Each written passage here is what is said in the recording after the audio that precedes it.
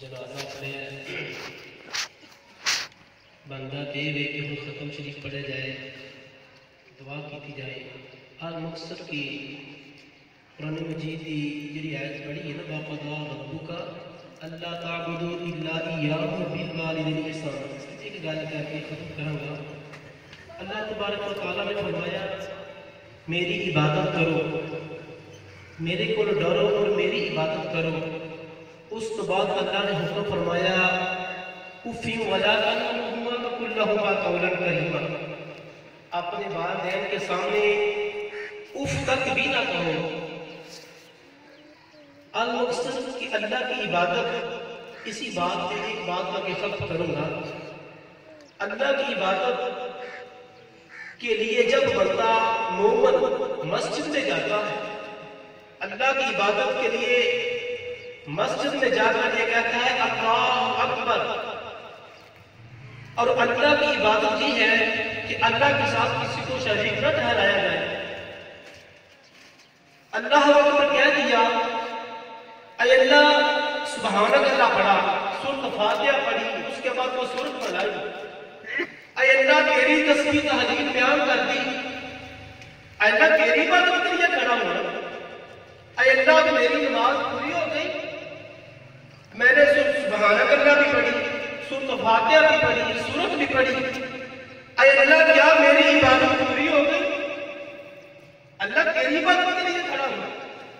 اللہ فرماتے ہیں ابھی نہیں، میرے ساتھ ساتھ میں جس چیز کا حکم دیتا ہوں وہ بھی کروں۔ اے اللہ وہ کیا حکم ہے؟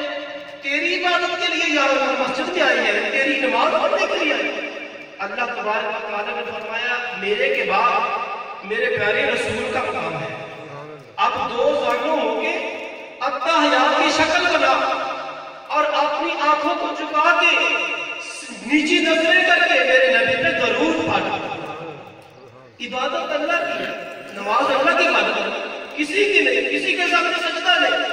اللہ نے فرمایا اس کے بعد تمہیں حکم میں دیتا ہوں کہ اب دو زانوں ہو کے اپنی نگاہوں کو چکا کے میرے پیارے رسول پہ درود پڑھ، یہ کہے اللہم صلی علی محمد۔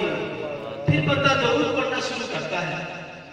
پھر جب درود پڑھ لیتے اللہ تیری تسبیح تحلیل بھی بیان کر دی، تیرے پیارے رسول پہ درود بھی پڑھ دیا، اے اللہ اب تو میری عبادت پوری ہو گئی۔ اللہ فرماتے ہیں ابھی ایک اور مقام باقی ہے۔ اے اللہ وہ کیا مقام ہے؟ فرمایا رب اجعلنی مقیم الصلاۃ ومن ذریتی ربنا وتقبل دعاء۔ اب اپنے والدین کے لیے بخشش کی دعا کر۔ اللہ کی عبادت کے اندر اللہ نے انداز بتایا، پہلا حکم اللہ کا، سب سے پہلے بندہ اللہ کا، اس کے بعد پیارے رسول پہ درود، اور تیسرا مقام اللہ نے فرمایا سب کچھ کرنے کے باوجود اتنی دیر تک تیری عبادت بھی پوری نہیں ہوتی جب تک اپنے والدین کے لیے بخشش کی دعا نہ کرے۔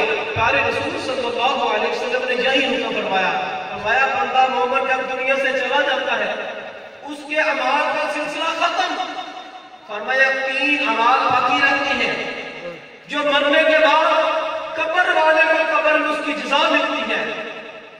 فرمایا اگر کوئی بندہ اس کے بعد اس نے اپنی زندگی میں کسی کو قرآن پڑھا دیا، کسی کو قرآن پڑھا دیا یا دین نفع دینے والی ایسے قرآن مہیا کر دیے، اور فرمایا صدقہ دے دیا، اور تیسرا فرمایا تیری نیک اولاد جو تیرے لیے پیچھے نماز پڑھے، اللہ کی نماز میں شک پڑے گی، تیرے لیے بخشش کی دعا کرتی رہے گی۔ فرمایا کہ اللہ کا سب سے بڑا انعام جو مرنے والا ہے اس کی اولاد نیک ہو تو سب سے بہترین اس کے لیے انعام ہے۔ اللہ کی بارگاہ میں دعا ہے اللہ تبارک و تعالیٰ مرحوم کے درجات کو بلندی عطا فرمائے۔ اللہ تبارک و تعالیٰ